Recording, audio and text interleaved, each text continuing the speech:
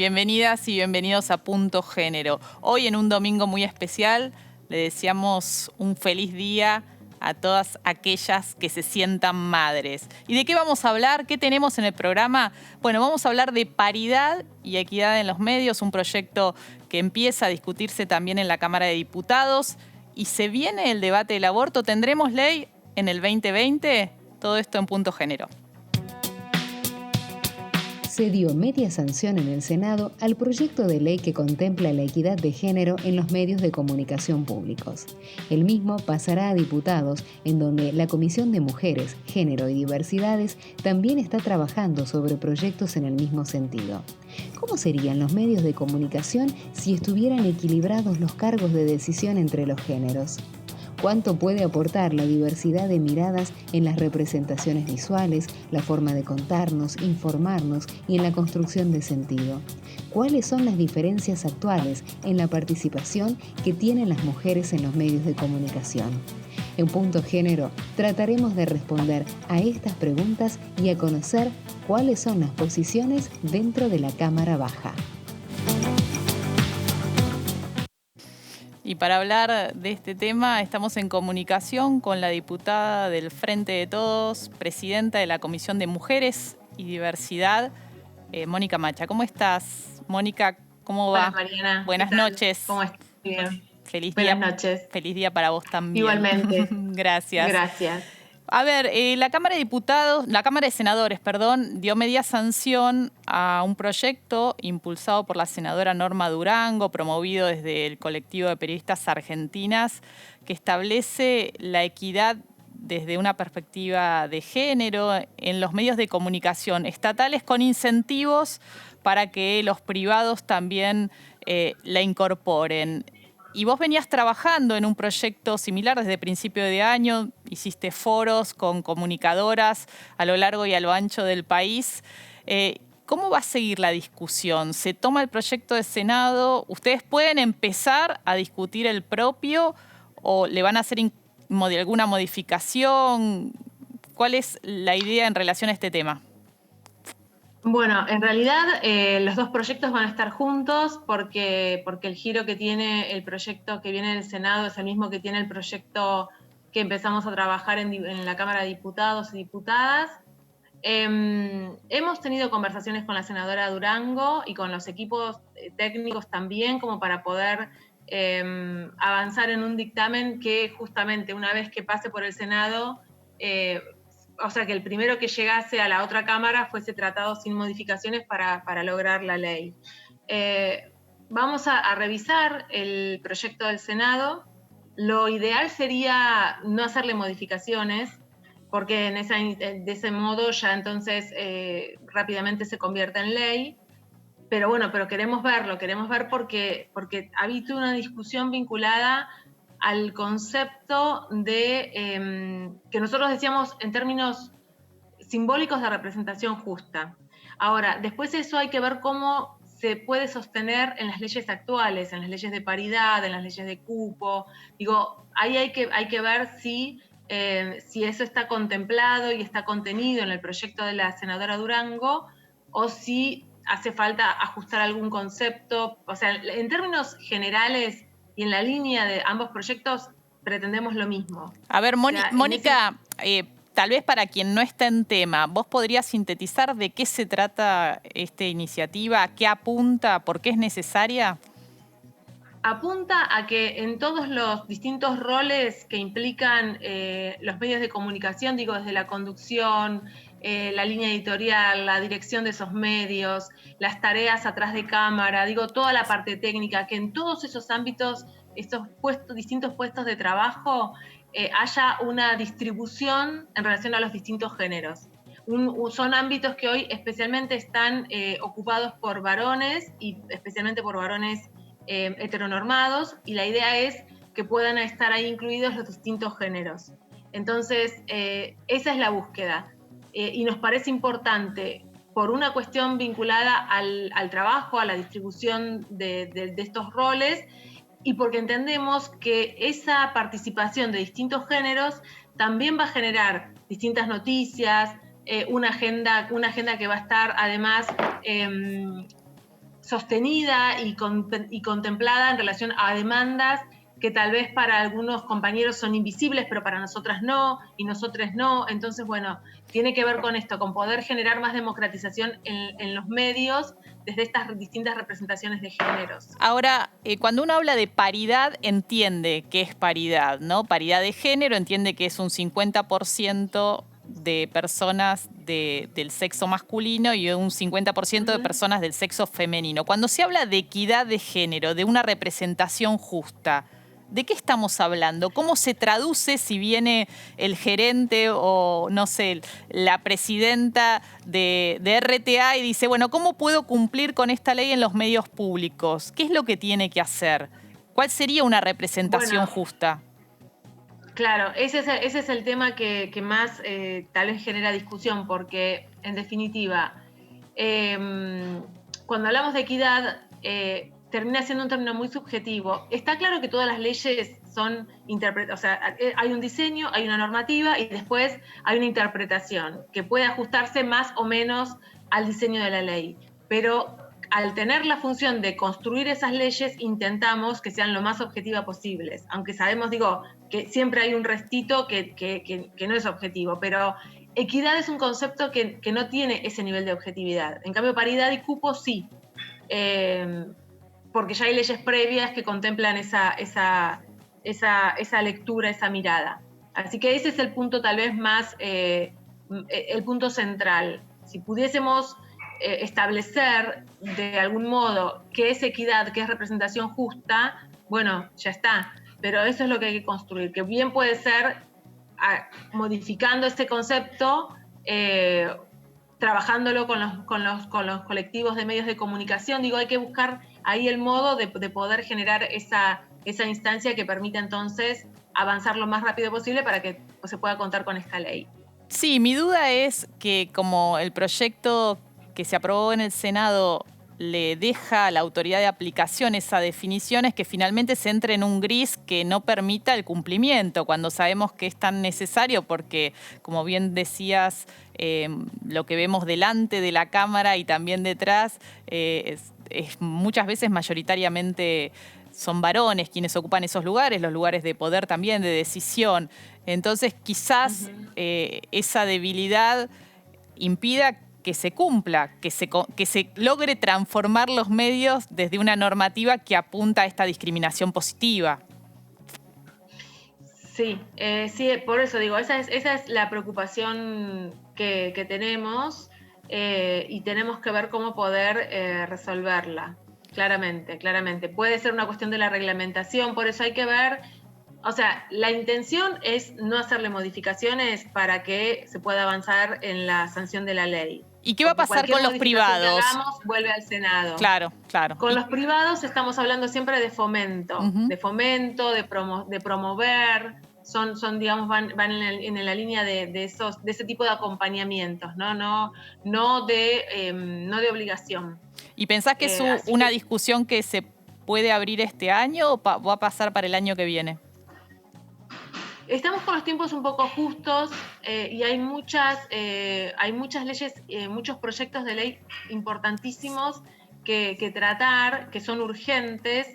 Entonces ahí hay que ver cómo se puede resolver esto, porque también ahí hubo como lógicas distintas en el Senado y en diputados. Nosotros, la realidad es que recién ahora empezamos a trabajar, a dictaminar sobre proyectos que no estén directamente vinculados a la pandemia, o mejor dicho, que no fueron realizados específicamente en el contexto de la cuarentena. Claro. Tal vez si uno los mira, dice, sí, la verdad que tiene que ver con la pandemia, porque si esto se resuelve, para esas personas es un alivio, pero no estuvieron, digamos, diseñados en ese contexto. Bien. Entonces, eso hizo que muchos proyectos no se trataran porque estábamos enfocados ahí, y el Senado ha tenido, digamos, una lógica distinta, donde ha trabajado temas vinculados a la cuarentena, pero también ha dictaminado sobre otros proyectos. Por eso tenemos esa diferencia de tiempos.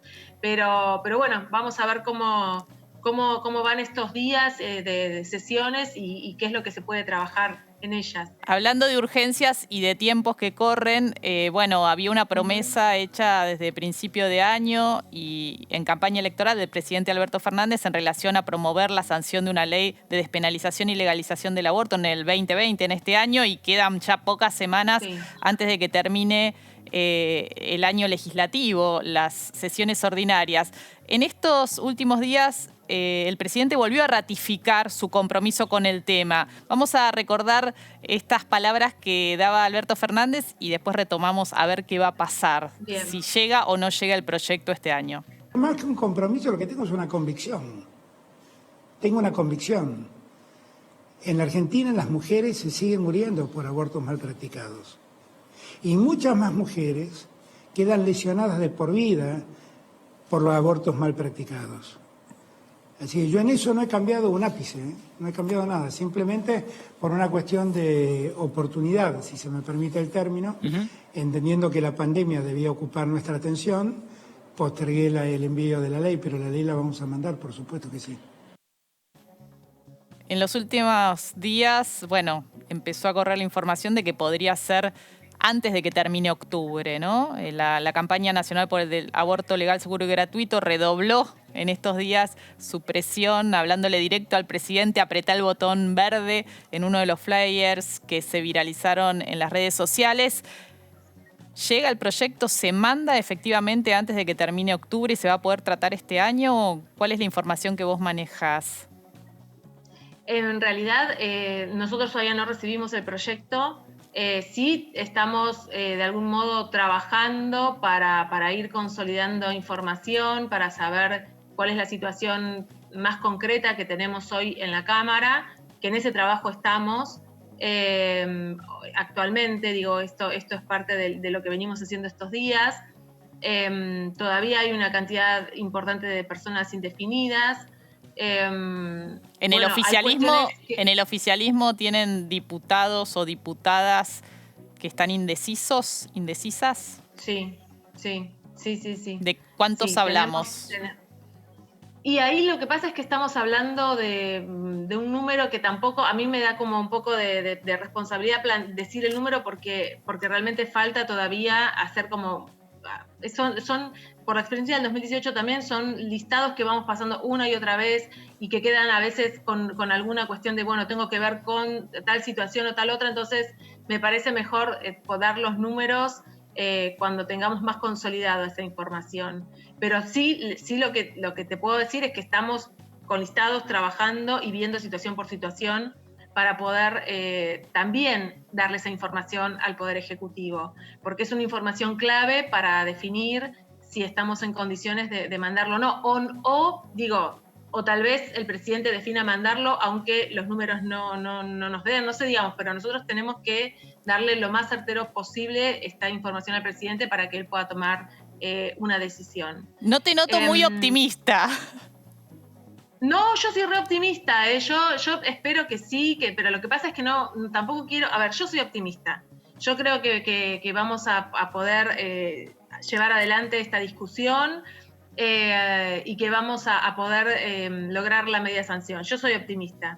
Lo que pasa es que es un optimismo también, con esa responsabilidad de decir, laburémoslo bien, estemos con toda la seguridad, la mayor seguridad que podamos, para poder darle esa información al presidente y que entonces él pueda tomar esta definición.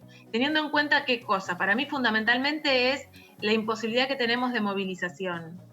Esto para mí me parece como el dato clave, porque la verdad es que la presencia de las compañeras en la calle ha sido en 2018, porque además nos basamos en una experiencia de 2 años atrás, que nos dio un montón de información o de construcción política para poder ubicar que eso realmente tuvo un rol muy importante y que hoy no lo podemos hacer.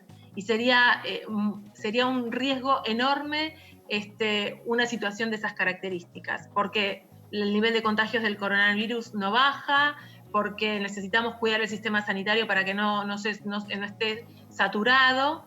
Y entonces ese contexto es el que tal vez, de hecho, ha generado este retraso, porque si no, si no hubiésemos estado en esta situación, obviamente estaríamos en otro... El punto, lamentablemente, es que si sabemos que si no es este año, el próximo va a ser más difícil porque es un año electoral y después se ve como más lejano la oportunidad de avanzar con esta ampliación de derechos, ¿no? Ese es como el escenario más, más realista.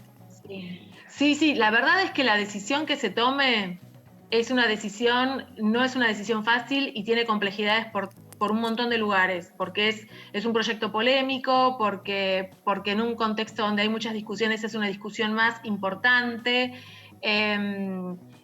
Ahora, por otra parte, también sabemos que las mujeres siguen haciendo abortos clandestinos y que siguen muriendo o quedando mutiladas a partir de esa situación.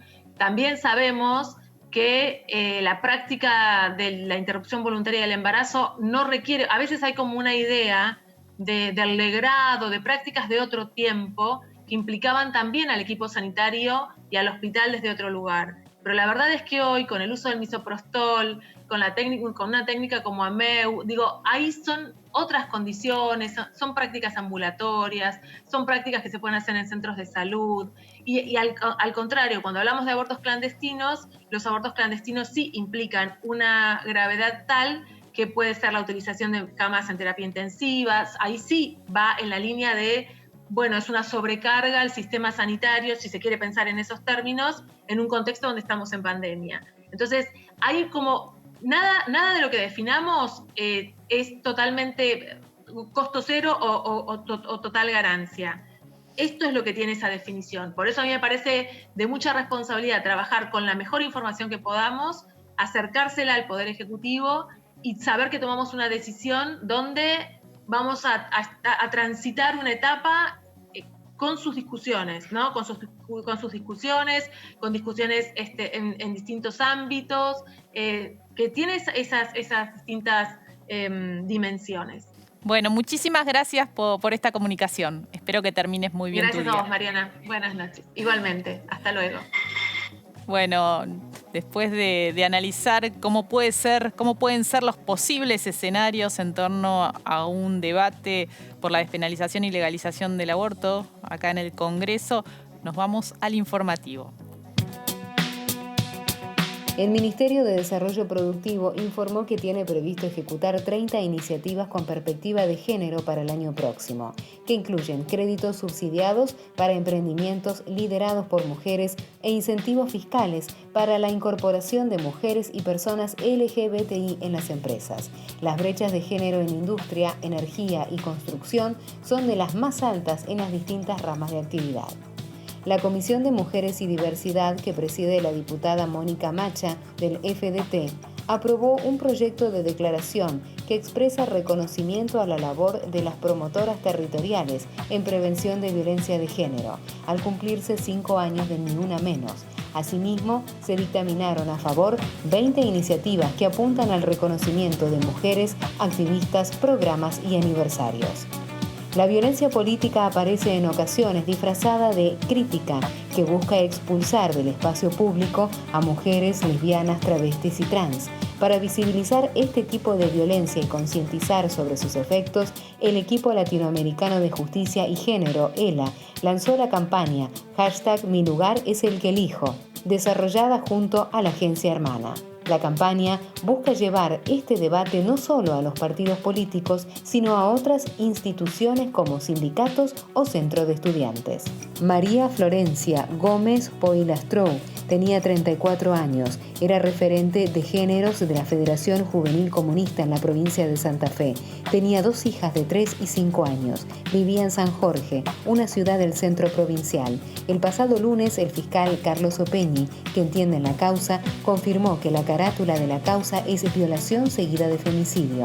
La conmoción social se hizo patente en toda la ciudad y a raíz de toda esta situación se armó una manifestación fuera de Fiscalía, donde vecinas y vecines se autoconvocaron. Hasta el momento no hay detenidos.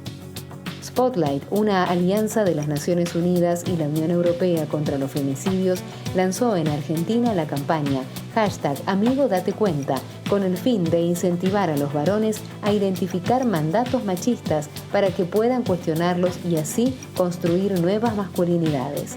animarse a cuestionar el machismo que circula entre los varones y romper con las violencias, no con la amistad, es el tema de la campaña.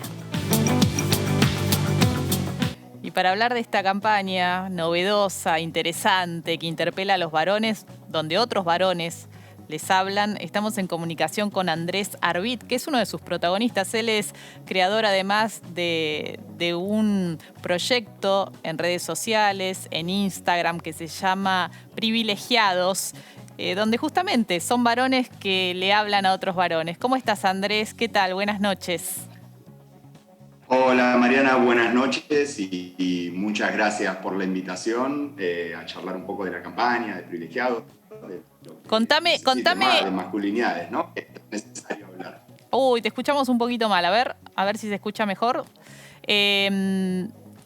Contanos de qué va la campaña y qué repercusión han tenido porque se lanzó en estos últimos días.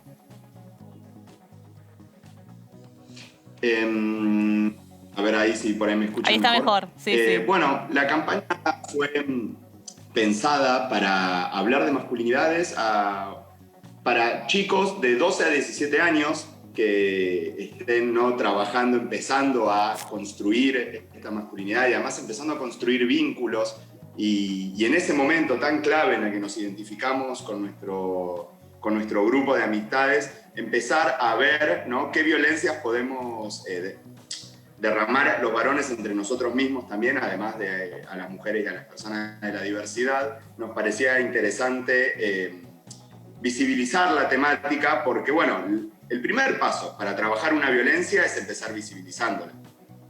A ver, Andrés, uno sabe cuando habla de violencia, muchas veces la primera imagen que viene es la violencia física, que es la más fácil de identificar, ¿no? Es el golpe, un tirón de pelo, un empujón. ¿De qué otras violencias estamos hablando? Perfecto, sí, porque además es la violencia que nos es más fácil a los varones desidentificarnos, ¿no? Porque es siempre el estereotipo del violento, donde se nos es más fácil despegarnos. Cuando hablamos de estas violencias, hablamos de la violencia simbólica, ¿no? De compartir chistes machistas, memes sexistas, de compartir contenido sexual que no fue enviado con consentimiento. También hablamos, bueno, de la falta de consentimiento en las parejas, pero también hablamos de la falta de consentimiento entre los varones en nuestros grupos y de las violencias que también tenemos entre nosotros, ¿no? De cómo nos marcamos la cancha, porque los varones, por lo general, estamos constantemente siendo masculinos para otros varones, ¿no? Que somos los que nos estamos midiendo la masculinidad. Entonces, pensar los costos que trae toda esta masculinidad y las violencias que sucede que después alguien no puede ser libre con su identidad, o también las violencias que llevamos adelante sobre nuestros cuerpos, podemos decir como estos costos, ¿no? De querer ser siempre los más valientes, ser superpoderosos, consumir alcohol de maneras innecesarias porque todo lo podemos. Los varones jóvenes entre los 15 y los 25 son los que tienen más índices de muertes en la vía pública por peleas, ¿no? Y por toda esta situación de creernos, imbatibles. ¿Y quieren escuchar, los varones están dispuestos a escuchar este tipo de mensaje donde, bueno, los corre de ese lugar de machos, donde lamentablemente la sociedad muchas veces promueve esa socialización, que se conviertan a través de esos gestos, ¿no? De estas conductas, es como que les da el título. ¿Están dispuestos los jóvenes, pensás, a deconstruirse, como se dice ahora, en relación a esta idea de sacarnos de encima estos mandatos y estos ideales? Sí, desde Privilegiados nos gusta la idea, ¿no? De repensarnos como varones y desarmar lo aprendido.